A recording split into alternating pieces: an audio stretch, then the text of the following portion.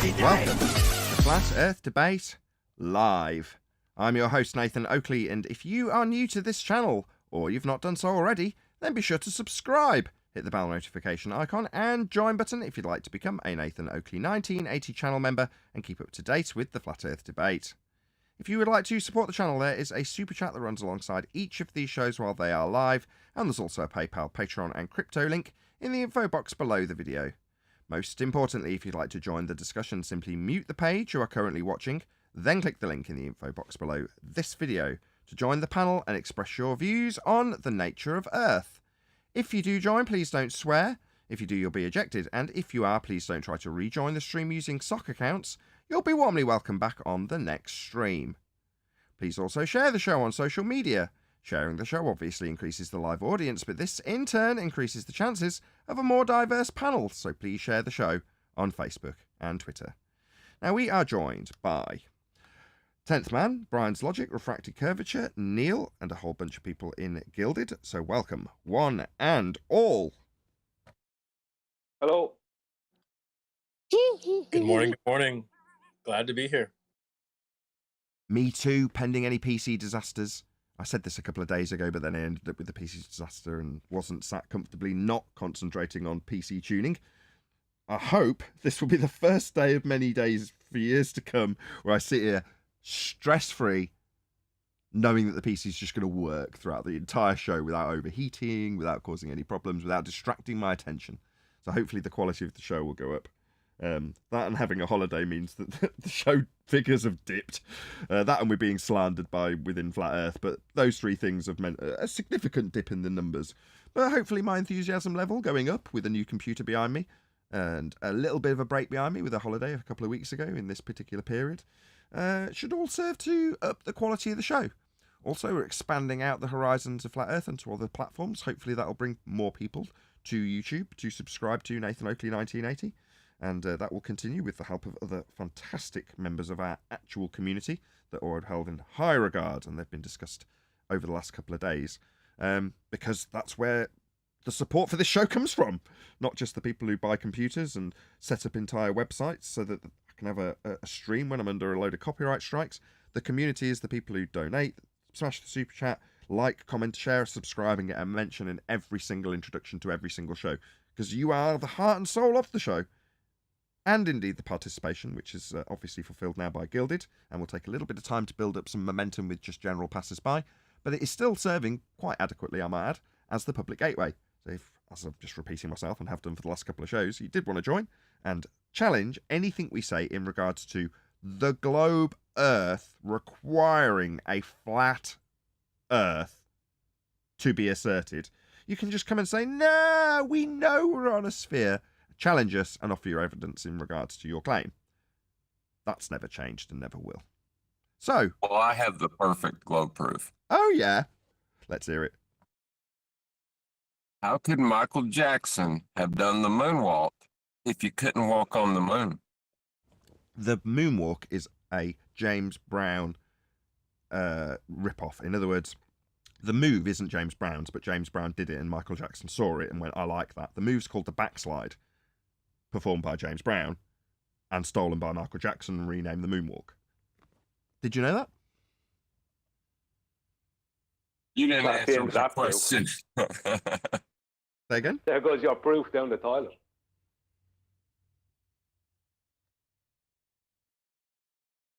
So he said you didn't answer the question. It's one of those few times that going to college, learning magic and dance and other stuff like that. It's becoming useful, so there we go. Not often I can say that. Any evidence of a physical geometric sphere-edge horizon, formerly known as of 1st of January 2020 as the curve of the Earth. Also, shout out to Himsake, who says, keep up the good fight. Yeah, I don't know if there is a fight, is there? Is there a fight? We won. We won ages ago. There is no fight. And, you know, if there was, you show me where it's happening. You know, people say, oh, the show's very quiet in regards to baller participation. That's because we won. Nathan, as of 1st Jan 2020, the rest of the world don't know about it. So in their mind, there still is a fight. Yeah, but they'd be bringing it to us, wouldn't they? They're in the majority still. It's the dying army behind the dead king. Your model is the king. We killed it. 1st Jan 2020. Now, you're all like, well, but we've still got the numbers. Yeah? Okay. But you don't have a model. Your model required a flat Earth. It's literally the end of the road for the claim of a globe. Further to that, why aren't we being censored? Why are we still here? Because Earth being flat is a prerequisite of a globe claim. You can't censor out the grandfather of your claim, especially when it's an antecedent consequent relationship. You can't have a globe Earth without a flat Earth to measure first. That is a fact. So what are you going to do? So censor out all of celestial navigation? I don't think so. What are you going to do? Censor the people who talk about Al-Biruni measuring a flat Earth? No. So once they realize that their king is dead, then they'll realize that the war is over, correct? We talk about Al-Biruni, something typically directly associated with globe claims, and we use Al-Biruni and his standard story. It's on screen now. His measurement, right? This depiction shows Al-Biruni's dip that we talked about in the pre-show, the differential between two flat planes that's asserted when raising in altitude to be a curved surface beneath your feet. Well, in order to do this, he had to get H. See how it says H here? It's the point between A and B. That'd be the height of this mountain. Now, he needs that from surface level to do his dip angle measurement for the triangle to get the radius. Where did he get the height? Because he needs that first. Well, he measured a flat Earth to get it. He had to. He's got no choice. He's using angles. So to get H, before any of this presuppositional globe nonsense, he measured a flat Earth. You're going to censor me telling you how your stories require a flat Earth? No, I can reference dozens, if not hundreds, of references to Al-Biruni's requirement of a flat Earth. That's how he measured it. It's the only way he can do it. So there's no censoring me telling you it must be flat for your globe claim. I'm just an advanced heliocentric understander. I understand how your model of a globe that you believe in required a flat Earth to measure first. That won't be censored, ever. Which is interesting that you bring that up about censorship. The tramp stamp that is on every Flat Earth video, I think we should be putting out community guideline strikes against videos that talk about Al-Biruni's measurements or any of the measurements that doesn't have that stamp at the bottom. Yeah, celestial navigation, per se, needs that stamp if we need it. We're talking about celestial navigation and claims of Al-Biruni needing a flat Earth, and you're told that flat Earth's an archaic model. That's incorrect. No, it's a prerequisite for Al-Biruni's R measurement. That's not a model he's appealing to. It's a flat plane he's measuring. No model at all. Now, the tramp stamp might serve well for people who are talking about ice walls and domes. It doesn't serve well for me talking about measuring Earth flat, and the fact that it needs to be done that way to claim you're on a ball. Well, I'm okay with the tramp stamp, but I think anybody that talks about celestial navigation or is talking about Al-Biruni or Eratosthenes or anyone else that claimed to measure an angle to the stars or anything ever needs that same tramp stamp now. Air travel also. Yeah. The girl and guy who are measuring the shard, talking about Al-Biruni, in various points in their video, they disclose that they're measuring the Earth as flat. Well, why haven't they got a tramp stamp? Oh, because when it's a prerequisite, when you're like, we'll need the flat Earth to measure this first. Oh, well, then that's not declaring the Earth's flat, because we're actually saying that in spite of us presupposing it's a sphere and measuring it flat, I'm still going to say it's a sphere at the end, therefore no tramp stamp required. Why? Because they're delusional, they don't need a tramp stamp. No, they're telling you it measured flat. That was the starting point, and always will be, and the basis of celestial navigation, and always will be. So John's saying, why haven't the celestial navigation videos all got tramp stamps about Earth not being flat? Well, it is in their depictions, and it is in their measurements, and it is when you navigate Earth. Because Earth is flat. Now, this is a fact that will go forward, because it can't be censored. That's my point. That's my point of this ramble. You can't censor us. And all the delusional muppets that are anti-flat earthers in their pain, you're trapped here with us, just a danger to the belief of the general normie, with your anti-flat earth and anti-globe rhetoric that you spew. You somehow think that you're praiseworthy because you're promoted by YouTube. Well, that didn't seem like a reasonable distinction at first, but now it does. We're not censored. We're just not promoted. Now, the anti-flat earthers within our little circle are promoted. Shout out to Godzilla, who's gifted 5 Nathan Oakley 1980 channel memberships. Now I know how this is done. Thank you very much, first of all, Godzilla, for doing so. You just have to go and claim them. If you're in the chat right now on YouTube and you want to actually see your name with a membership strap and access to all of the live streams, like the 3-hour one we did yesterday, mainly because I was checking the computer wouldn't set on fire. But there was a lot of good conversation in that, and you can have access to it for free on, well, not for free, on Godzilla. So thank you very much to Godzilla. I'm sure 5 people will claim their free memberships in the next 10 minutes. Excellent stuff. Anyway, we can't be censored. That's the point of this. How can you censor an antecedent for your globe claim? You can't. They're caught between a rock and a hard place. So no, we won't censor, but we'll heavily promote the people who say the ones pointing out it is flat at the end of their conclusion with the exact same information in the case of Al-Biruni. They get promoted because they say it's a globe at the end of their nonsensical non sequitur. Same for Eratosthenes. What about him? Well, I mean, they have to. What I mean is that it's the same thing when speaking about Eratosthenes, because they have to claim that he pre-assumed that the Earth was a sphere, and that the Sun was very big and at a distance. So what we we would receive, but in such a way so we would receive parallel light rays from the Sun. Hold on, was he not measuring an angle? He was measuring an angle. But John, I'm surprised John's not interrupting you already. No, leave me finish. Don't call in John. Leave me finish. He measured an angle. He measured a flat plane. He measured 500 miles, statute miles of an adjacent. But the claim is that he pre-assumed it was a sphere that we were living on. So the only way to get the shadows that we see in real life to work on a spherical surface would be for the Sun to have a much huger diameter than the globe Earth, and to be at just the correct distance so we would get parallel light rays from it. But no.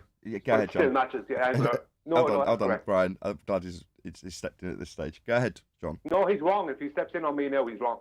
We'll see. No, we'll see. To Go ahead, John. To measure parallel rays, to measure parallel rays, you need a flat plane. Yeah, but you didn't leave me finish.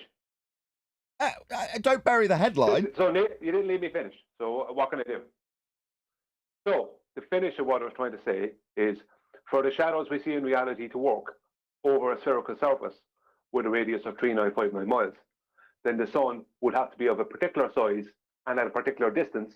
The diameter size is to get the parallel light rays. The distance will be to match what they claim to be an angular size to the Sun. So for those shadows to work within that claim, they needed those parameters. Otherwise, he measured a flat plane with a close and local Sun. Yeah, he needs a flat plane. Go on, John. Yeah, that's them just ignoring that they just used the flat plane to measure angles and asserting nonsense. Well, it doesn't matter whether you believe. It doesn't matter whether you believe the rays are parallel or divergent or convergent. You will need a flat plane to measure the angle. Yes, Paul. Yes, John, that's absolutely right. Sunlight does not come in parallel in the first place. But regardless, we're burying the headline. I'm going to reiterate it. John's done it. What we're talking about is Eratosthenes measuring a flat Earth. He's taking an angle. Let's ask the housekeeping question. Any evidence that you can acquire an elevation angle measurement from a curved baseline? No, that means you have to do it from the top of their sphere Earth, and it cannot be done. Can't get an Because angle from Earth the is top of not the a sphere. sphere. There is no angle from tops of spheres. You need a flat Exactly. baseline. That's my point. It's the basis of Well, all they navigation. They even concede it's not coming from the top of the sphere. It's coming from the equatorial plane. So it is a flat disk. Yeah, Explain, equatorial please. plane being a circle derived from Polaris's positional view. So you've got the equatorial plane just being a circle of equal altitude for Polaris. That's all it is. Flat plane with the dome of the sky over you mapped is the celestial sphere model. It's a flat Earth model, and all of the other globe models are derived from it. Oh dear. Well, Oh dear. yeah. Oh dear.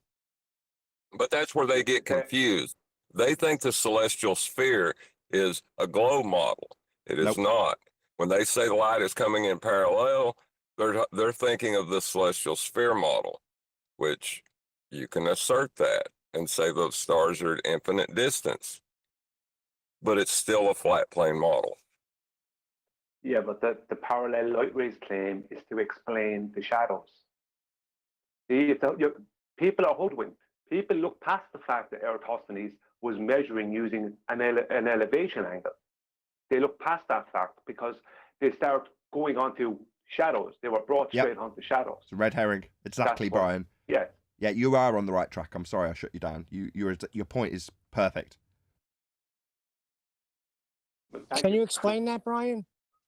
Yeah, because what they did is they focused people's attention onto the shadows. They made people, they said that if the Earth was flat, then the sun would have to be close and local for the shadows to work. But because we know it's a sphere and we know the sun is at such a size and such a distance, we know that the light is coming in parallel, which matches the shadows we do see in reality but it matches them, makes them work over a curved surface of a sphere with a radius of 3,959 miles. So just pre-assumed everything and focused on the shadows and got all the focus away from how Eratosthenes measured this distance, which was over a horizontal plane. With an angle. elevation Exactly. Exactly. So Wow. so your focus becomes what's the light doing? How's the light coming in? How's it meeting us? No. If you're going to be measuring an angle, what's your baseline? Oh, it's the ground, the Earth. That's a flat baseline for the angle. Let's argue about whether or not the light comes in parallel or not. How come they're not seeing this? Oh my God. We didn't see this. What are you talking David- about? We're on the cutting edge here. I love it when Neil exclaims No, I mean people now. disbelief that people don't realise it. We're only just realising this, Neil. We're on the cutting edge. No, I'm saying not people then. I'm saying now. This argument has been out. We've been explaining it, and they're not getting it. Who's not getting Who's it? not getting it? Wait a minute, who's not getting it, Neil? The 72 Read the people in this chats. audience are getting it. Please share the show. Share the show, Who- correct? I guess anti-flat earthers, and they don't want to get it. I understand what you're saying, Tim. What's Well, not to no, get? no. When you say they're not getting it, it's not that they're not getting it. They don't want to admit to it. They're getting it. Okay, I'll give you for instance. My brother's not a stupid kid. I explained it to him, and how is he not understanding it? Why is he taking me right to physicists and scientists, and he knows this one and knows that one? I don't get it. Psychology question. I don't know the psychology of your brothers. That's a distraction. It's a distraction for themselves so they don't hurt. Right? So he It's don't like, Pain want to relief. get it. there's more Pain relief. arguments out there. This argument I'm losing, but I'm quickly going to try to move on to something else so they don't have to feel how I actually lost. Exactly. He doesn't want to address Well- the argument because he might find the argument you're putting forth is correct. So much better to address something else, red herring away from having to deal with the argument. And you're saying, well, he's not stupid. He must get this. No. In his mind, he's got two choices. Red herring away from the discussion or cover the argument. Now you're saying if he chose the latter, he's not stupid, he'd get it. Yeah. Well, he's also not stupid enough to realise that he might get it, and that's bad because he loses his paradigm if he does, doesn't he? He doesn't want to, I would imagine. Yeah, but then You- when I told them people were fighting against it back in the day, like Calvin and Martin Luther, he denies it. He said, no, they weren't. They said it was a sphere. Where did they ever say that it was a sphere? I don't Sorry, see that don't once. do that. Don't compare Martin Luther to the nature of our flat reality and how it's measured and navigated. I mean, Well, come on. because he went biblical on me. This is going to go south quickly, isn't it? Quick, do something, Arwin. Well, I was going to say you I can don't know. concede every argument they want. You can say, okay, I'll give you that. And they'll still need a flat plane. That's what you did with McToon and Bruder, which was excellent. You Right, remember at and the what- beginning. Oh, go What on, John. rebuttal come out? I was just going to ask you, 10th, what rebuttal have they given to anything that I said? Nothing. They were mad that you didn't go through the math and the calculations when you said, no, I'll give it to you, but you need a elevation angle on a flat plane gives you that, and not a curved surface. And they just were fighting it and fighting it. But it goes back to the beginning when and I still hold these 2 points. The sextant is an angle measuring device. And an angle is 2 straight lines meeting at a vertex. It cannot work on a curved baseline. It's so simple that you just keep saying that. Like I remember doing this with somebody where they wanted to dance around it. And I say, here, let me repeat myself. A sextant is an angle measuring device, and an angle is 2 straight lines that meet at a vertex. I did it like 3-4 times. And it was so frustrating because I say, you're not moving off this because this is the death of the globe right here. Yeah, that's what I finally did with my brother too. Then I explained to him about the sextant, how they've been navigating celestially for a long time, and it's 2 straight lines, and it can't be done on your curved surface. Well, what we have going on at this present time, well, on the screen there is what I was talking about earlier with the shadows, and the one on the left is reality. That's what happened in reality. But what we have going on here with our opposition at present, as I'm running into it, is as they have to hijack everything. The globe model is just a hijacking of as many things as they can hijack. That's really all it is. They hijack as many real world effects or anything that even has any relevance to try and hijack. That's what they've always done. So I have at present, right, I'm not going to name a name, but a well-known baller, right, who is trying to, right, this is pathetic, trying to hijack elevation angles and depression angles for a globe, and trying to come at me with all angles on a flat plane would be an angular size type measurement, so you would know the height of the stars. So this is where they're at. This is how pathetic they are at. This is where they're at. This is a pathetic place they're at. Pathetic is the only word you could call it. Let's just say. Let's have a look So at they're this trying diagram. to hijack an elevation angle for a globe. How do you do that? Well, let's have a little look on this diagram. Okay. So what we've got here is how it's measured, right? You've got Aristophanes looking here at what he does. He takes an angle from a flat plane to the sun. Okay? We're all clear? Now we have Fig 2b. Can you see my mouse? As everyone watching the live stream, you probably can't see it in G+. What I'm pointing at is A1 on the sphere. It's got an angle drawn to the first top line from the sun in orthographic view on the right. Can you see where I am? A1. You see the angle at A1? Yes. What's this at the bottom? Is this a 90 degree? Well, it couldn't be a 90 degree on the sphere. That's a problem. What about this one? A2. Got a line coming in, claimed to be parallel from the sun. Completely contradictory to how we see it. But we're not going to argue about that. That's what they want you to argue about. They've laid it out in this false dichotomy, ignoring how this measurement's taken. So let's come down from A2. Is this 90 degrees? No, it can't be. The surface is curved. Can't be 90 degrees. That's why they have to claim the use of things like tangent planes. Where's the tangent plane in this diagram? Well, it's not in the diagram because that would completely debunk the whole claim. Well, it would show what a no. mess doing it on a sphere is because you haven't got any flat lines to measure angles with. You've just got a curved claim to be surface that isn't being measured. It's being measured like this. That's how it's actually measured. Pretty basic. Just talking about triangles. Yeah, all they're doing is on the left side, they're showing how they actually measured the angles, and then they're taking the opposite angle of what was measured and applying it in figure 2B, which goes against how they measured the angle on the left. Nathan, they're taking the measurement from the center of the equatorial plane. So there's where your baseline is. And the reason you don't have a tangent plane there is because this is where the Haversine formula comes in to say that's where you are on that curved surface. But the Haversine formula is an application to the flat plane in the celestial sphere model in that instance. So when you're talking about the equatorial plane, it's back to what we described earlier. It's an area of equal elevation for Polaris, right? Well, that's also called the equator.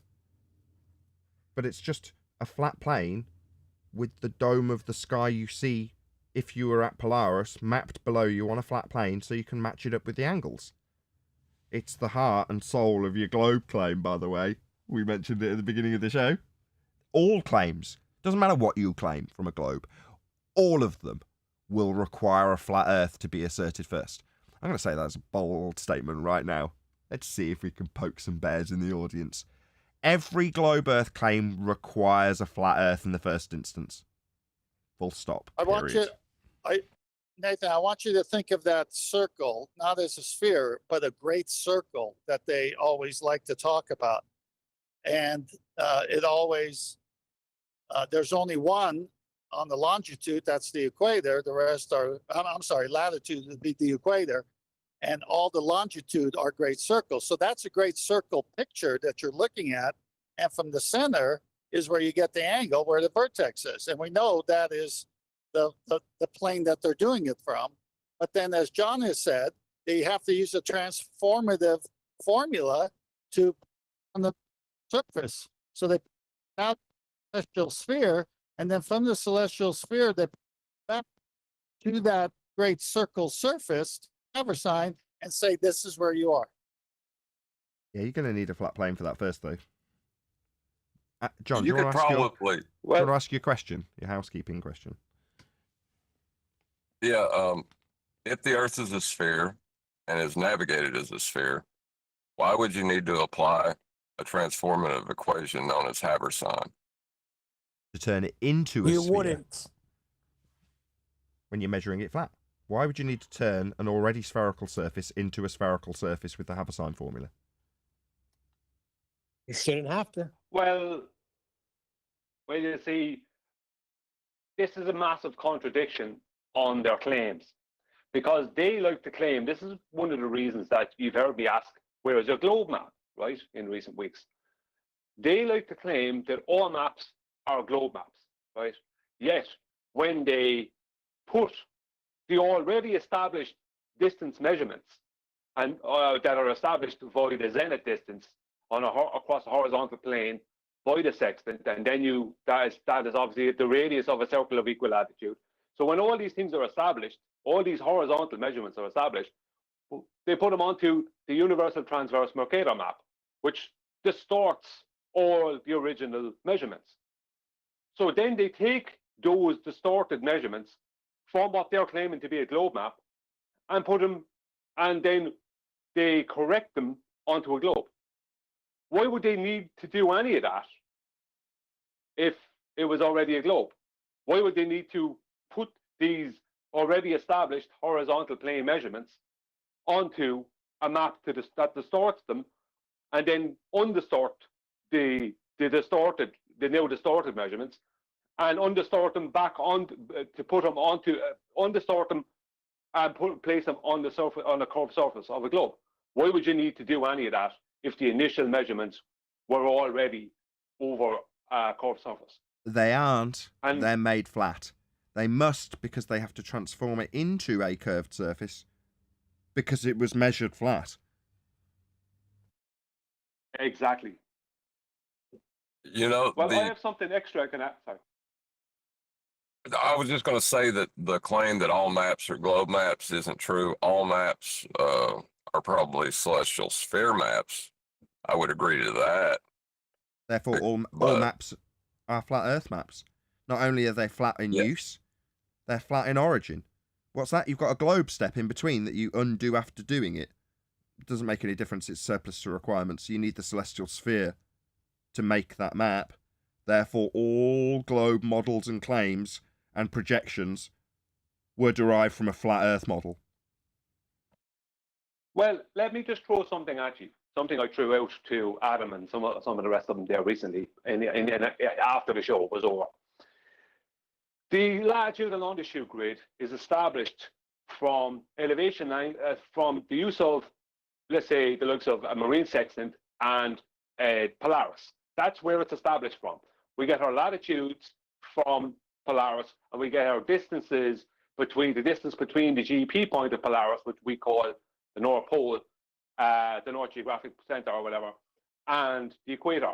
All that's all based on Polaris. So everything within everything north of the equator, right, concerning as far as the latitude and longitude grid goes, that is all based off of actual elevation angles to actual real world elevation angle measurements to Polaris, right? It's all based off of Polaris. Now, when you get to the equator, Polaris starts to touch the horizon. So when you go past the equator line, you don't have Polaris to work off. So what did they do? They took what was already there, right, north of the equator, and duplicated it south of the equator. Well, what did they do? What they did was they gave everywhere. Let's just use Australia as an example. They gave Sydney and Perth the longitude positions, let's just say, that would suit a sphere. Whereas in reality, their longitude positions are incorrect. Because the longitude lines come from a center point out the way, right? But they try, because they are begging the question, to try and turn the world into a sphere. They start bringing them back in towards the South Pole position that doesn't exist. We know where the North Pole comes from, right? We have a magnetic draw to there, and we also have the GP point of Polaris. We know where that comes from, but they made up the South Pole point to bring back in all the longitude lines. So they're at their widest on the globe at the equator. Whereas in reality, the latitude and longitude grid is actually what we see on the Gleason's map. But all the longitude positions and sizes of the continents and countries south of the equator are skewed on that map. Why are they skewed? Because they're given the longitude and latitude positions that would suit a globe. If you change those longitude and latitude positions to what they should be, putting those continents and countries at the correct sizes south of the equator, then you would have a real world map. And that's the very thing we do not have, and they have never done. Why have they never done it? Because they have to keep on making skewed maps that don't work. You have to switch from this map to that map to the other map, and they're all for different reasons, and all because why? Because they don't want to admit that the Earth is not a globe. And that's what it's about. They manipulated the latitude and longitude grid, and they made it into whatever they wanted to past the equator, where nobody can see Polaris. That's what they did, and that's all it was. That's all. Like, basically, Sydney and Perth have the wrong latitude and longitude positions. If you change their latitude and longitude positions to what they should be, the whole thing would probably work perfect. But could it be done? I mean, would you know how to do that? How to basically get cartographic and rearrange these latitude lines so that the map would be to scale? I mean, I'm very curious about this. Yeah. Oh yeah, well, if they could do it the wrong way, they can do it the right way. You know, I mean, if you look at how longitude works, it works in a 360 degrees from north, right? North to east to south to west and back to north. That's how it works in a clockwise motion, the azimuth. So all longitude is azimuth. Azimuth's a horizontal. Azimuth is always a horizontal.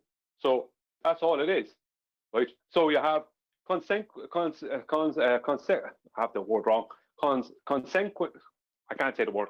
you have circles coming from a central point, which would be the GP point in Polaris, coming out at ordained positions, let's just say the longitude, latitude, circles of latitude, out from the North Pole, and then you have an azimuth of longitude going around in 360 degrees clockwise.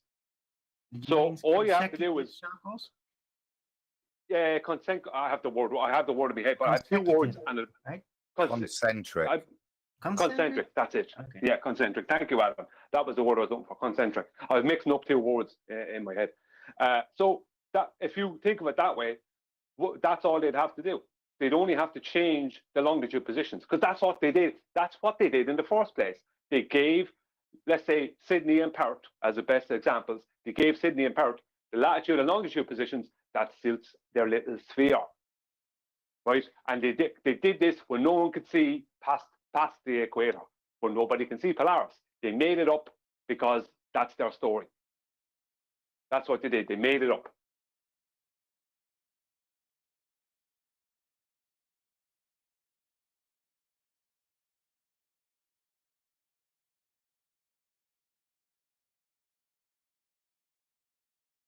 What you could do is you could walk around in longitude, in azimuth, in clockwise, where Sydney might end up holding, I think it's 115 degrees east, right?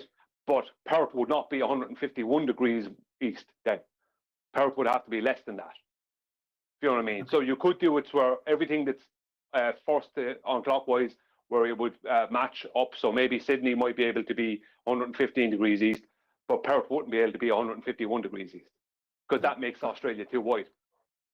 Could it be possible, like as an improvisation, because it's not proper cartography, to basically take the Earth maps and put them like on a dynamic polygon that you could basically, well, alter the lines, their position in relation to the rest of the polygon, right? So you could like roughly see what it would be like. Wouldn't that be possible? You'd have to show me what you're talking about. When you say polygons. Yeah, it's just a three-dimensional mapping system, right? It's so you could make the Earth surface like a texture on a whole bunch of little triangles that, yeah, can then be like a mesh in a 3D program, basically stretched and altered. And that way you could like roughly figure out what it should be like. Oh, I see what you mean now. Actually Yeah, cartographic. I see what you mean now. Yeah, I see what you mean now. You're taking all the countries and continents and laying them out. You're starting off with basically a map made up of triangles, and you're laying like it a out. texture, like Yeah. old-fashioned ray tracing textures. Yeah, I think I get what you're saying now. Yeah, because all you need to have is you need to keep everything south of the equator its actual size, and just rebrand their latitude and longitude positions. Because that's go on, John. I was going to ask, isn't that part of the problem? Is the longitude and latitude positions south of the equator? Like, if you just go by, like, say, the model that Mark Sargent presents, and he has like outside the stars in the southern south of the equator, like on a smaller circle around the ones in the north of the equator, it would have a constantly changing longitude and latitude. Is that part of the problem? Well, working just off of the terrain, I mean, Sydney would and Perth would just, if you could you just have to find the correct latitude and longitude for Sydney and Perth. Even if you just started off there, the rest would fall into place. Once you sort out Australia, the rest falls into place. Because that's the problem. You see, everything past the equator is made up. Everything past the equator line is made up. They made up the rest of the latitude and longitude grid past the equator line. That's what they did. And it's totally false. It doesn't work, because longitude is an azimuth, which is a horizontal. It's a 360 degrees horizontal. But they've turned it into the curved lines on the outside of a sphere. All they did is they proved the whole of the north of the equator was flat, and then they turned the whole thing into a globe by giving us skewed latitude and longitude positions for Sydney and Perth and places like that. So what we think is the correct latitude and longitude for Sydney and Perth, let's just say, or Johannesburg or whatever, is not. They're not the correct. The latitude might be more correct, but the longitude is not. The longitude positions for at least Perth would have to change, if not Sydney. Everything maybe west of Sydney would have to change, if you know what I mean. Everything west would have to change, something like that. It is doable. But that's the problem. They made it up past the equator line. That's all they did. Because if they didn't make it up, then the Earth is a globe. They're the only two. They assembled the land masses beyond the equator. They had it mapped up, and then they just placed it somewhere. They roughly put it together. Is that what you're saying? Well, they started off with the latitude and longitude grid, and they just duplicated south of the equator what they had north of the equator, and then put the actual land masses from a choreography point of view. They put the actual land masses onto like that are south of the equator onto their new like globes, onto their new globes latitude and longitude grid, and just said that's the latitude and longitude of Sydney, and that's the latitude and longitude of Perth. Right? So that way, when you flatten it out, it stretches it out. Which is, just saying when you flatten it out, then it stretches out. Let's say Australia and South America, South Africa, blah blah blah. Right? Why does it do that? Because they're given latitude and longitude positions that only fit a globe. Right? So either they made it up past the equator. Everything south of the equator is made up as far as latitude and longitude goes, or it's a sphere. They're the only two options. There is no third option. There's no gray area. But the spherification of everything south of the equator would have like significantly decreased the amount of oceanic surface that is available on the map then, while not diminishing the amount of landmass, because that is actually very accurately measured out. Yeah, exactly. Exactly. So they diminished the ocean, and they basically just shoved the land masses together in a smaller area of the supposed southern hemisphere. Exactly, because I mean, nobody travels across the Southern Ocean. Nobody does that. What are Great Circle routes? What are they? They're all routes that involve north to south, south to north, majority of the time. And if you're going from South Africa to South America, you're going to fly north and then go south. That's what you're going to do. Nobody's traveling across the Great Southern Oceans. Nobody's doing that. The only long latitude line that's claimed to be a Great Circle route is the equator. No plane, no airline company flies following the equator line. No shipping company follows the equator line. They might make a chord line within the equator, right? Line. So they might go from one point on the equator to another point, but they're moving in a straight line. So nobody's doing any of that. So what they basically did is exactly what you said, Arwen. They just shrunk the oceans south of the equator, and nobody notices because everyone travels north-south. Nobody goes across Southern Ocean. But as a consequence, there might even be islands that are just not even registered, and they might keep it unregistered, right? What nobody knows about, they can keep for themselves. It's hard to know. I mean, we only outside of the likes of maybe Tahiti and that's as remote as you're going to get, isn't it?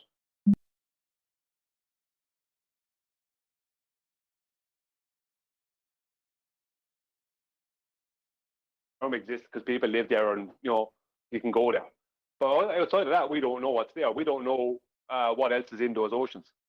Right. But I got another question that is about the supposed northern hemisphere. Is that all really correct and in place, or could there have been some slight tempering in those regions as well? No, that would be correct, because that's all based off of flat plane measurements. All of the northern latitude and longitude positions are all based off of observations to Polaris, flat Earth elevation angles to Polaris. The whole lot, that has to be correct. The north has to be correct for them to make up the south. I get that, but every time I look at a flat disk projection, I mean, everything that's on the inside seems to be like scaled down. It's like it inside shouldn't supposed to fit there in a disk if it was Euclidean. I mean, just as the outside is seemingly all stretched up, I think that maybe something on the inside is also like out of place, but in a different way. I don't know. I don't know, because it's harder to figure out. Yeah, you can confirm a lot of the north of the equator through Polaris, through elevation angles to Polaris. You can confirm like the latitude and longitude positions using Polaris, the sun, things like that. But you can confirm it a lot easier but you don't have a Polaris south of the equator. Like what did they have? But Sigma also... Octantis. Yeah, I get that. But there's another element to it, because I don't know if this is absolutely true, but a while back on the Flat Earth debates, we had a discussion with a couple of people, I don't remember who it was, about how when you go straight north, straight to Polaris, as it were, that after certain distances, the angle of Polaris versus supposedly going straight above you starts to, like, over the same distance, like the angle becomes less that it changes. So it's like it moving up above you slows down. So there's that factor that might be also in there. I mean, celestials are weird, man. Are you talking about when Polaris is getting close to the horizon? No. Other way around. When you're getting closer to it to the North Pole, where it's supposed to be straight above you, that the further north you go, that it slows down in its climb to go right above you. Well, so that there's basically more land than fits within the celestial sphere-based projection in the north. I don't know. Fits more land that would be there. more of an optical thing, though. That would be more of an optical thing, I would say. I would say the north is pretty much spot on. If you're going further north, the Polaris is climbing at a steady rate, and then after some point, you still keep moving the same distances and then measuring, but yet Polaris, the angle with which it climbs to go straight above you, decreases. I mean, that's not an optical thing. That's straight celestial measurement. Is this something that actually happens, that somebody can show actually happens, or is this just a claim? It was a claim by somebody that said that they actually went there and tried that. See, so at present, it's just a claim. Now, I can understand why horizontally, when Polaris or any other star begins to, or anything you're looking at celestially wise, begins to get close to your horizon, especially with the stars, I can understand why they would appear to slow down there, because they're starting to end up in your horizontal view. So it's not just what they're saying. That's refraction, but that's not what I'm talking about. In the north, I wouldn't. Yeah, but someone would have to show some evidence of that. Do you know what I mean? So at present, that is just, I wouldn't argue about that or get in or even speculate on it, because it's just at present just some random person's claim, if you understand. So I wouldn't entertain it until they produce some evidence. You know, so I couldn't say it is or is not correct. It's years ago. It might be like 2017 when that came up. I think that it might have been from somebody that came on Mark Sargent's, one of these guys that served at vessels that were stationed there or something. I don't know. It's a while ago, but it really stuck to my mind. You know? May I comment on this? Yeah. The G thought is the key. Its zenith is when you're directly under it. It's got a G. If you move 1 degree away, how far did you move away from it in nautical miles? 60. Well, from what I remember is that the further you approach these supposed North Pole point derived from Polaris position, that the further north you go, it just slows down in its climb. No. If you're directly under it, you're directly under it. If you move in either direction 1 degree, how far are you away? Well, they said that they weren't able to actually get directly under it because it seems like there was I'm an not accident. saying I'm not saying anyone actually did it. I'm saying that if you're under it, you're under it. Whether someone did it or not doesn't matter. If you move 1 degree away in either direction, how far did you move away from under it? Ryan said it. 16 nautical miles. Thank you. It's over right there. Yeah, I would say, Arwen, whoever's making this claim, unless it's established through celestial navigation, I wouldn't pay much attention to it. Unless they can show No, different. it was about that, actually. You know? Well, then celestial navigation says when you're under it, it's directly over you. If you move 1 degree in either direction, you're 60 nautical miles away, and that's it. There's no slowing down. There's nothing else. Yeah, they make allowances for a slowing down effect towards the horizon, but they don't make any allowances for anything Polaris or otherwise straight above you. There's no allowances made for that. So they make mathematical allowances for what they call celestial refraction, but they don't make any allowances for the Polaris or anything else being above you. Well, The because effect there that is no Arwen's- because there is no refraction when you're directly under it. the effect Arwen's referring to is in well into the zone where you're told not to take readings from. So it's recognized Right. you've got optical effects there as opposed to just measuring the angles to the stars you're getting in. So you can't. There is a little bit of adjustment, but then you get lower and lower. You're just being told by celestial navigation, no, too many errors here. But this Yeah, is like yeah. around the equators, right? Where Polaris is at the horizon. Is that what you're referring to again? Well, anything, it doesn't matter. As any star disappears into the horizon and gets below that 10 degrees, then celestial navigation is saying, look, there's too many of the factors at play for you to get an accurate fix now on that star. Too much Right. interference. Well, I don't think that was what I was talking about, but I do recognize that issue. It's in that's that been it's brought in up that before. area, Arwen, that you're going to see the slowing down as you describe it. Yeah, Aaron But was in talking this about. case, it was different. Yeah, It was like the it was entire someone just how north. much the celestial axis alters as you move towards the north would alter. That was, I guess, a rumor. If there's no record of this whatsoever, even in celestial navigation, then yeah, now I'm not so sure anymore.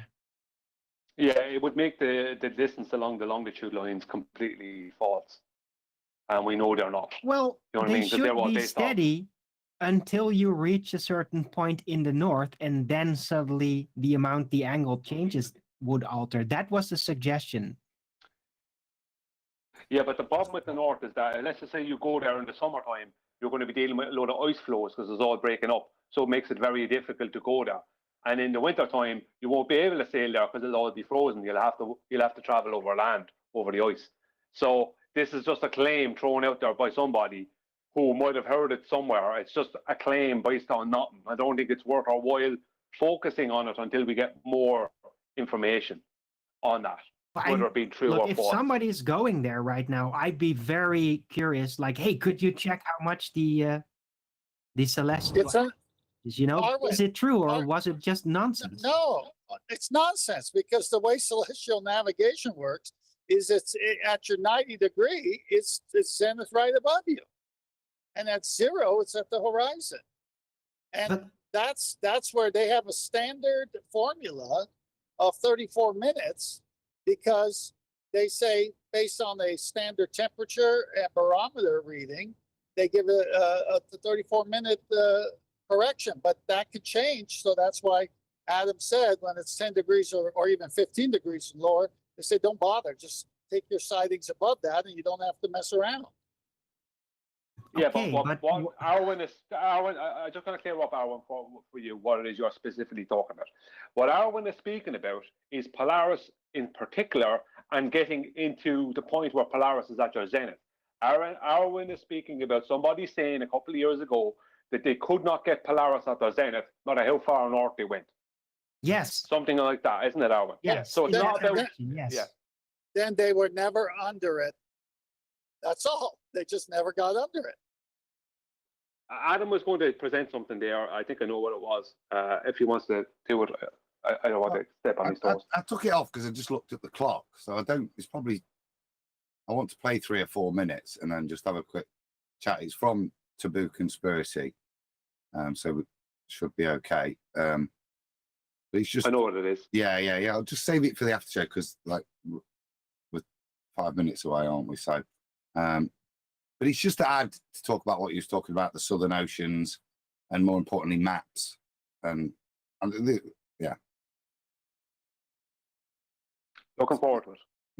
Yeah, there might not be an after show. Unfortunately, Discord's gone a bit bonkers, which means my memory and default probably hasn't worked properly because it's gone a bit weird. Don't want to hear it. Say again? You want me to just play it now then? Or? If you can segment it in a way that won't get in trouble, yeah, go ahead. It's from Taboo. Look, I'll share screen, but it's from Ben. So, and he said that we're welcome to share his stuff anytime. I'd asked him a couple of weeks ago. Previous thing I'd shared. So this is one of the Southern Ocean dudes that do the yacht races, etc., and he's just talking about no magnetic declination on flat Earth. And he's just giving an example here. So what he's saying is, look, if I'm at this point off of Africa and I want to sail to the tip of Brazil, I look at my charts and I line it up and I've got to go 180 degrees. And he's got into a bit of detail in this. He's saying, but looking from where I'm going here to here, I can see that the magnetic declination lines vary. So I calculate from the chart what the magnetic declination I've got to apply is. And I've got to add 15 degrees to set my bearing. Okay, and I'll just let him talk from now because he'll explain it. He's just set this bit up and he's going to show the bearing he's going to set and the implications of this. So there you go. If we take our example, we understand that Recife is not there, but you start from here and you do on your compass 195. So 195 is 15 degrees here, okay? And you arrive here. So the Recife, the Brazil,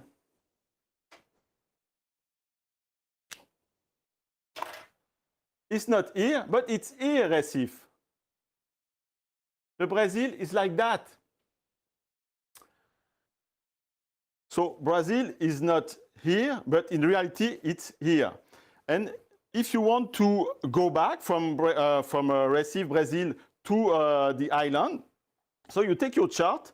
The heading on the map is 0 degree. Okay. Second, Adam. Just pause it. Just because we can't play this much of someone else's. I know you say it's taboo. This isn't taboo conspiracies.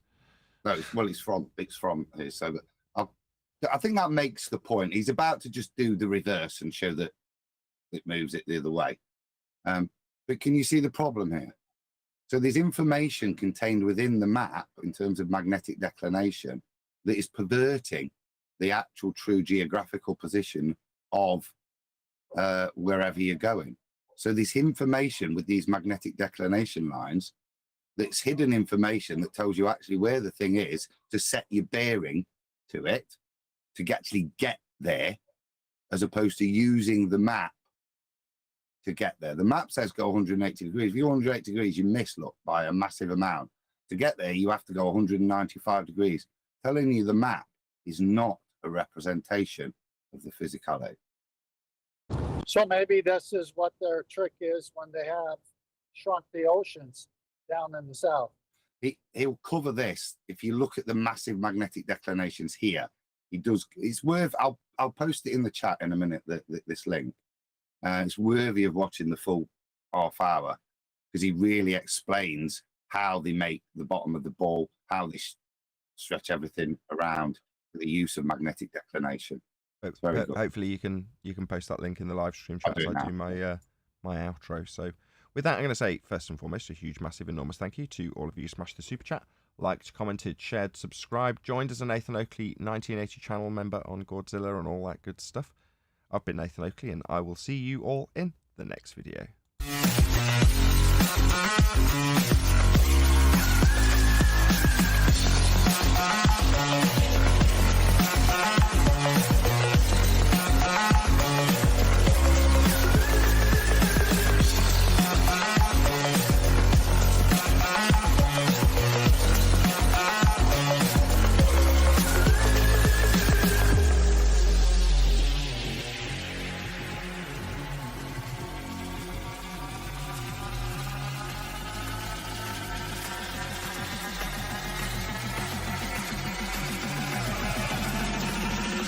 I want to say. What a love.